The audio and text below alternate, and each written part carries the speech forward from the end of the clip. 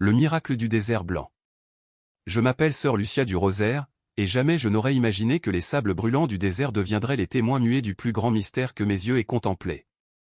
Pendant plus de 40 ans, j'ai servi comme missionnaire dans les confins oubliés de l'Afrique, là où même les cartes s'effacent et où l'espérance se cache derrière les dunes. J'y ai porté des médicaments, du pain et un peu de tendresse humaine, croyant que c'était là ma mission entière.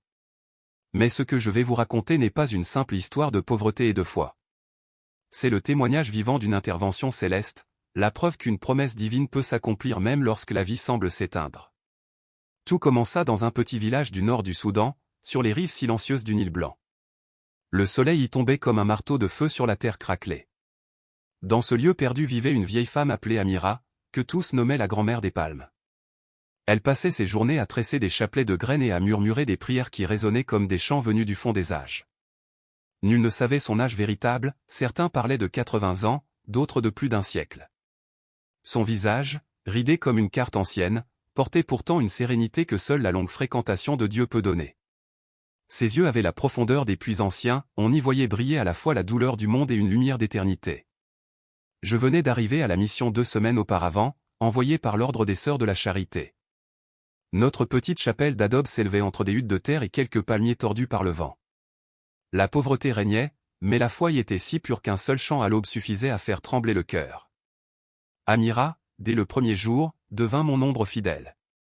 Elle m'accompagnait au puits, m'aidait à soigner les enfants et parlait sans cesse de « la Dame du ciel », ainsi qu'elle appelait la Vierge Marie. Un jour, sœur, disait-elle, la Dame viendra nous visiter, non pas dans les livres, ni sur les tableaux, mais ici, sous ce soleil brûlant. Elle viendra quand la nuit sera la plus noire. Je souriais, croyant à la poésie d'une âme simple. Mais ses yeux me troublaient, ils semblaient voir au-delà du temps. Un soir, alors que nous préparions des remèdes dans la petite clinique, un homme couvert de poussière arriva titubant. Ses vêtements étaient en lambeaux, ses mains tremblaient. Il se nommait Yassé, un voyageur perdu qui cherchait refuge et eau. Nous l'accueillîmes avec charité, lui offrant pain, eau et repos. Pourtant, dès le premier instant, une inquiétude me serra le cœur, dans son regard vivait une ombre, un mélange de peur et de désespoir. Cette nuit-là, le vent du désert hurlait contre les murs de la chapelle. Les lampes à huile vacillaient, et Amira priait à voix basse. Puis soudain, un bruit sec, un cri étouffé. Je courus dehors et vis l'innommable, Yassé lutter avec le père Joseph, notre prêtre missionnaire. Un éclat de métal dans la main du voyageur, un geste bref et le père s'effondra, la soutane tachée de sang. Je criai, mais il était trop tard. Yassé s'enfuit dans la nuit. Le chaos s'abattit sur la mission, pleurs, prières, stupeur. Et pourtant, le pire restait à venir. Au lever du soleil, le corps du père Joseph avait disparu. Les villageois disaient que Yassé avait fui vers le nord, mais Amira, blême comme la cendre, murmura en me prenant la main. Il n'est pas parti. La terre l'a caché. Je ne compris pas. L'après-midi même, je dus partir chercher de l'aide. Amira insista pour rester prier dans la chapelle. Laisse la porte ouverte, sœur. Ce soir, je parlerai à la dame. Je lui demanderai de nous montrer la vérité, fût-ce au prix de ma vie. Ce furent ses dernières paroles. Quand je revins au crépuscule, la chapelle était vide. La lampe brûlait encore, le chapelet pendait sur l'autel, mais Amira avait disparu.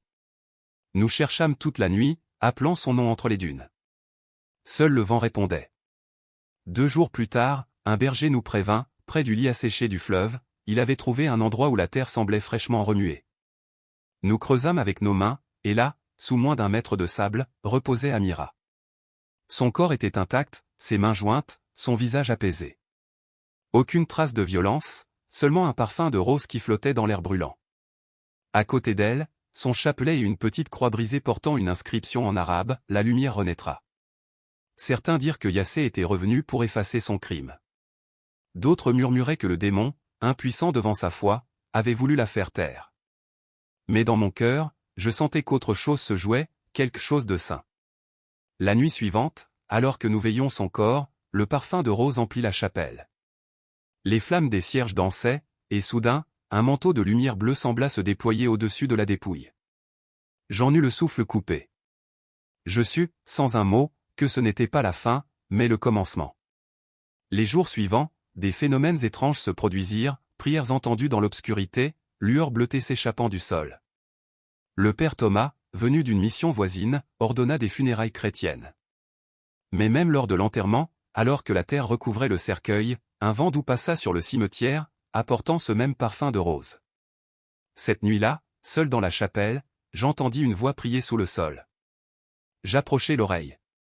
Sainte Marie, Mère de Dieu. Je tremblais. J'appelai le père Thomas. Ensemble, nous entendîmes cette prière, lente, grave, qui semblait venir du monde d'en dessous. Nous jurâmes de garder le secret. Mais à l'aube, tout le village parlait d'une lumière bleue jaillissant de la tombe d'Amira. Nous y courûmes, du sable montait une clarté douce, vivante, respirante. Le vent portait un parfum si fort que beaucoup s'agenouillèrent en pleurant. Et puis, des enfants rapportèrent avoir vu une femme vêtue d'un manteau bleu marcher pieds nus dans les dunes, rayonnante sous la lune. « N'ayez pas peur, disait-elle en arabe. La mère veille sur vous. » La rumeur se répandit comme un feu sacré. Certains restaient incrédules, d'autres pleuraient de joie. 3 jours plus tard, Yassé revint. Méconnaissable, la barbe longue, les yeux fous, il tomba à genoux devant nous, sanglotant. Je n'ai pas pu fuir. Sa voix me poursuit chaque nuit. Elle me dit, reviens. Dis la vérité. La terre ne reposera pas tant que tu n'auras pas parlé. Alors, il confessa tout. Oui, il avait tué le père Joseph. Et quand Amira l'avait vu, elle l'avait affronté sans peur, mon fils perdu, ce que tu fais n'effacera pas la lumière. Pris de panique, il l'avait frappée. La croyant morte, il l'avait enterrée, mais elle respirait encore. Et lorsqu'il la recouvrait de sable, une voix qu'il jura ne pas reconnaître murmura.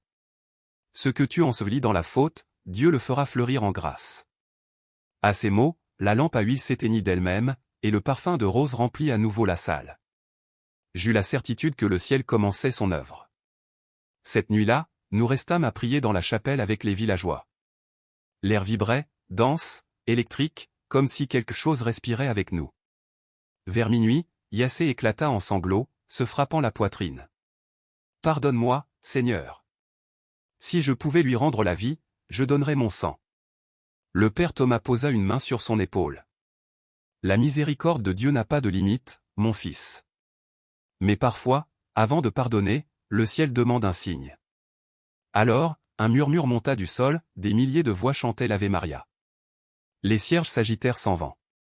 Et une lumière descendit du toit, douce d'abord, puis éclatante. La clarté se concentra sur l'autel, dessinant peu à peu la forme d'une femme.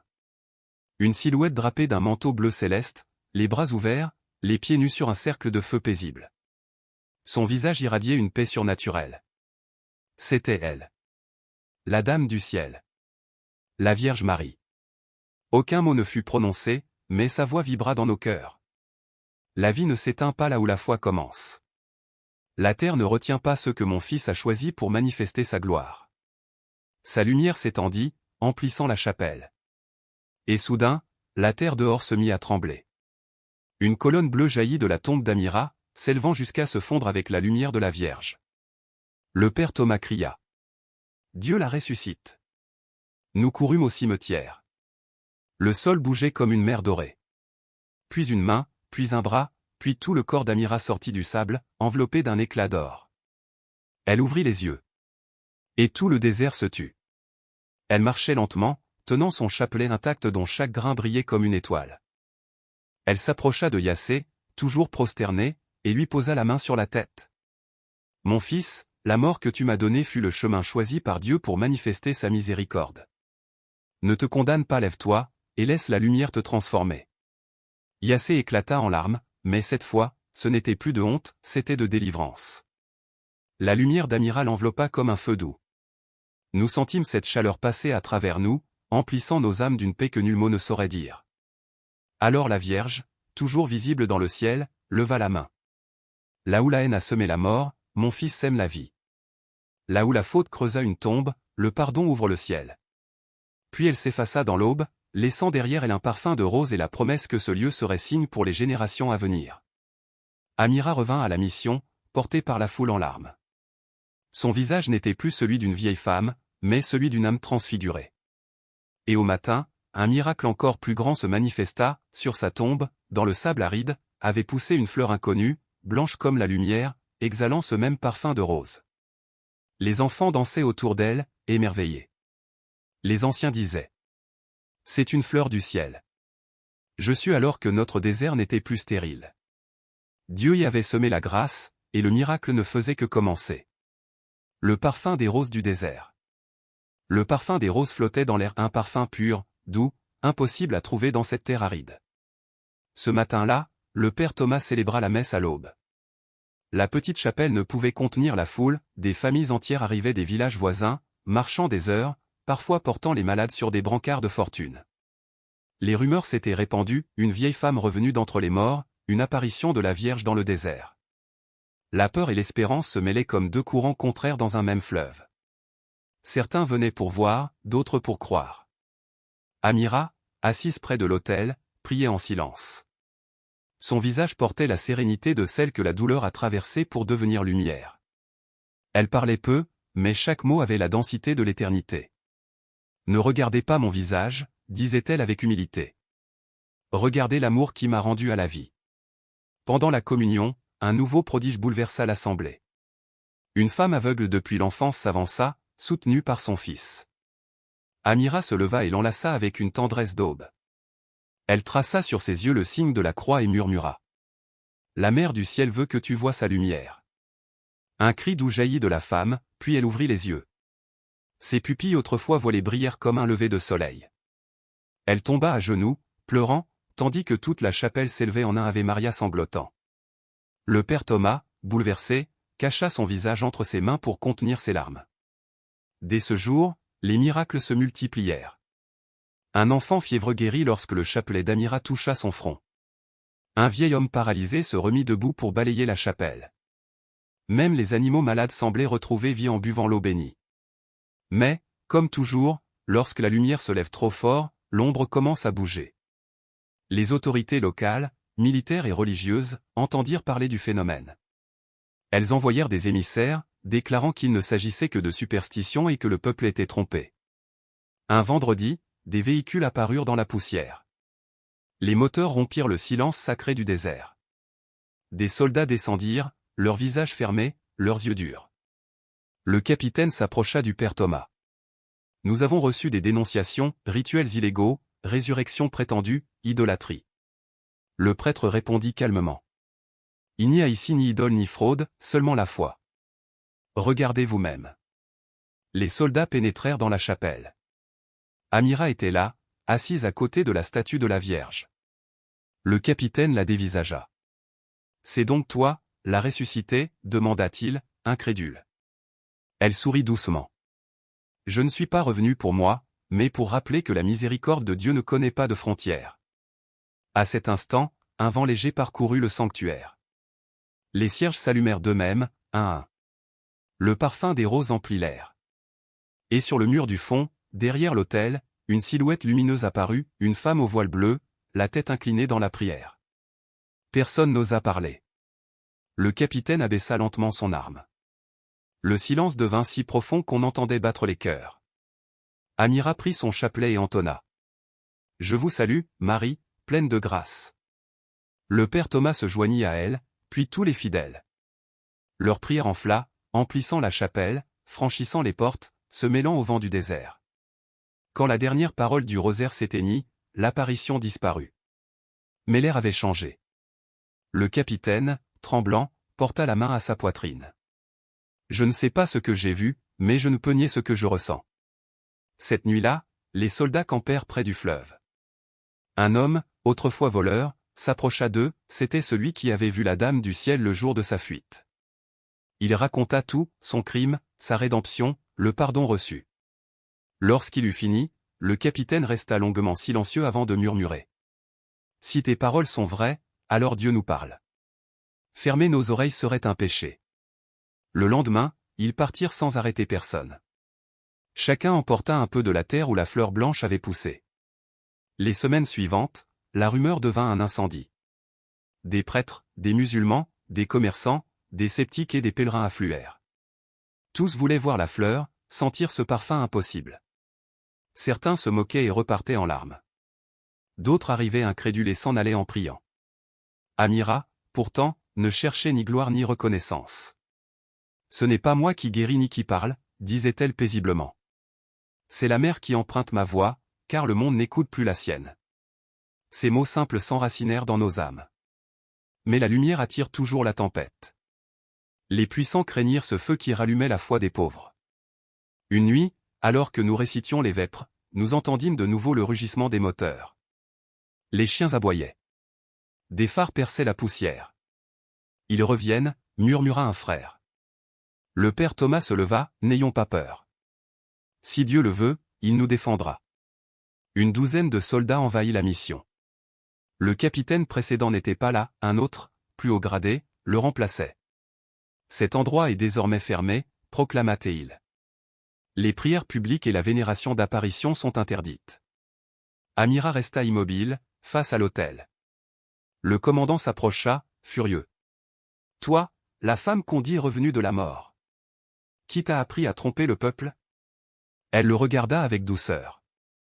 Il n'y a ni mensonge, ni magie, seulement la vérité. Il frappa la table, le crucifix tomba. Les cierges s'éteignirent. Un vent glacé traversa la chapelle.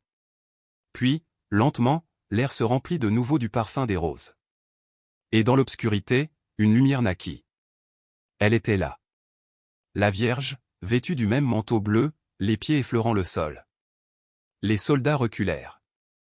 Certains tombèrent à genoux. La voix de la mère ne résonna pas dans les oreilles, mais dans les âmes. Pourquoi craignez-vous la vérité? Je ne viens pas pour diviser, mais pour unir. Je ne porte pas la politique, mais l'amour. Le commandant, paralysé, balbutia. Que es-tu? Elle répondit. Je suis la voix que ton cœur a oublié d'écouter, la mère qui pleure chaque vie détruite par la haine. Il s'effondra en larmes. J'ai persécuté les tiens, j'ai répandu le sang innocent. Et pourtant, dit la Vierge, tu peux encore être pardonné. Mets-toi à genoux devant la vérité. Alors, la lumière s'étendit, couvrant toute la chapelle. Le sol vibrait sous nos pieds, vivant. Amira priait à haute voix, et nous tous, même les soldats, répétions. Je vous salue, Marie, pleine de grâce. Au moment où nous disions, maintenant et à l'heure de notre mort, un grondement s'éleva de la terre. Un éclat bleu jaillit du sol, la fleur blanche se multiplia, des dizaines, des centaines, jusqu'à recouvrir le sable d'un manteau immaculé. La Vierge leva la main. Ce désert sera témoin d'une promesse, tant que ces fleurs vivront, la foi ne mourra pas. Mais souvenez-vous, le miracle n'est pas fait pour être admiré, mais pour servir. Portez l'amour que vous avez vu ici dans les coins les plus sombres du monde. Puis elle se tourna vers Amira.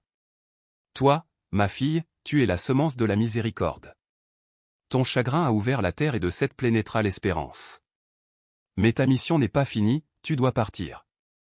Les larmes d'Amira scintillaient. Où irai-je, mère? Là où les cœurs ont oublié d'aimer, je serai avec toi. La figure lumineuse s'éleva lentement dans une colonne de clarté jusqu'à se confondre avec les étoiles. Le silence qui suivit était sacré. Le commandant, encore agenouillé, baisa le sol. Je ne peux nier ce que mes yeux ont vu. Alors crois, répondit Amira doucement, et tout redeviendra neuf. À l'aube, les soldats partirent. Ils ne laissèrent derrière eux ni ruines, ni menaces, seulement un profond respect. Avant de s'éloigner, le commandant confia au père Thomas. Je venais fermer un temple, je repars avec une âme ouverte. À partir de ce jour, les pèlerins affluèrent. Le désert muet devint lieu de prière. Les malades venaient toucher la terre où les fleurs avaient poussé, beaucoup guérissaient, du corps comme de l'esprit. Amira resta quelque temps, puis un matin, elle nous embrassa un à un. La mère m'appelle, ne pleurez pas. Là où fleurit la foi, je serai. Elle s'en alla seule, marchant entre les dunes, son chapelet à la main. On ne la revit jamais. Mais chaque année, à la même date, le vent du désert se charge du parfum des roses. Sous la lune, les fleurs s'ouvrent de nouveau, rappelant la promesse. Là où la haine avait semé la mort, la Vierge a semé la vie. 20 ans ont passé depuis la nuit où le ciel descendit sur la terre. Quand je ferme les yeux, je sens encore ce parfum flotter dans la chaleur du vent. Je revois le visage d'Amira, baigné d'une lumière qui ne venait pas du soleil. Le temps a passé, mais le miracle demeure, il a changé de forme, comme la mer change de vague sans cesser d'être la mer. Le lieu du prodige est aujourd'hui un sanctuaire. L'ancienne chapelle d'adobe a laissé place à une église simple, blanche, coiffée d'une croix de bois venue d'Éthiopie. Des pèlerins de tous horizons viennent, chrétiens, musulmans, et même ceux qui n'ont pas de religion. Nul n'y est rejeté, car le message de la Vierge fut clair. Je ne suis pas venu pour diviser, mais pour unir. Chaque année, à l'anniversaire du miracle, les fleurs blanches renaissent au même endroit où Amira fut enterrée. Les scientifiques, venus les étudier, n'ont jamais pu en identifier l'espèce. Ils disent que leur existence est biologiquement impossible ici. Mais ceux qui croient n'ont pas besoin de preuves. Les fidèles cueillent les pétales, les gardent dans des sachets de tissu, prient avec eux pour les malades et des guérisons que la science ignore se produisent encore. Moi, je vis toujours dans une petite maison près du sanctuaire. Mes cheveux sont gris, mes mains tremblent, mais mon cœur garde la flamme de cette nuit. Souvent, au couchant, quand le désert se dort, je relis mes vieux carnets, les larmes, la peur, la foi, les noms des témoins. Et chaque fois que je relis les mots d'Amira. La mère m'appelle, ne pleurez pas. Je sens sa présence invisible, priant avec nous. Le père Thomas s'est éteint il y a 5 ans. Avant de mourir, il me dit. Lucia, l'histoire d'Amira n'est pas seulement celle d'une résurrection, mais d'une prophétie. Un jour, d'autres seront ensevelis par l'injustice, et le même amour les relèvera. Cette nuit-là, alors que nous veillons son corps, le parfum des roses emplit encore la chapelle. Je sus que la mère était venue le chercher. L'ancien voleur converti vécut en serviteur du sanctuaire. Il guidait les pèlerins, priait avec les jeunes, n'eut plus jamais peur. 1 an avant sa mort, il me dit « Je rêve souvent d'Amira. » Elle me sourit et me dit « Là où règne l'amour, la culpabilité n'existe plus. » Il mourut en paix, le chapelet entre les doigts. Nous l'avons enterré près de la première fleur blanche là où tout avait commencé. Parfois, des voyageurs ignorants de l'histoire s'arrêtent ici. Est-il vrai qu'une femme fut enterrée vivante et ressuscita? Je souris. Non, je réponds, ce n'est pas une femme qui est ressuscitée, c'est l'amour de Dieu en elle. Alors je les conduis au lieu du miracle. Sous le soleil brûlant, l'air y semble plus dense, plus vivant. Je leur demande le silence. Et presque toujours, quel que soit leur pays ou leur croyance, ils pleurent non de tristesse, mais parce que quelque chose au fond de l'âme reconnaît qu'ils se tiennent sur une terre sacrée. J'ai compris que les miracles ne sont pas pour les saints, mais pour ceux qui doutent. La Vierge n'est pas venue couronner la foi des parfaits, mais rallumer celle des cœurs brisés. Et chaque fois que le parfum des roses emplit l'air, je sais qu'elle nous rappelle cette vérité. Alors, certaines nuits, je sors seul dans le désert, pieds nus sur le sable froid. Le silence est si pur qu'on entend battre la terre. Le vent se lève, et une voix douce, maternelle, murmure. « Lucia, ma fille. » Je lève les yeux vers les étoiles et je réponds. « Oui, mère, nous croyons encore. » La foi fleurit toujours. Et à cet instant, tout le désert, à nouveau, embaume la rose.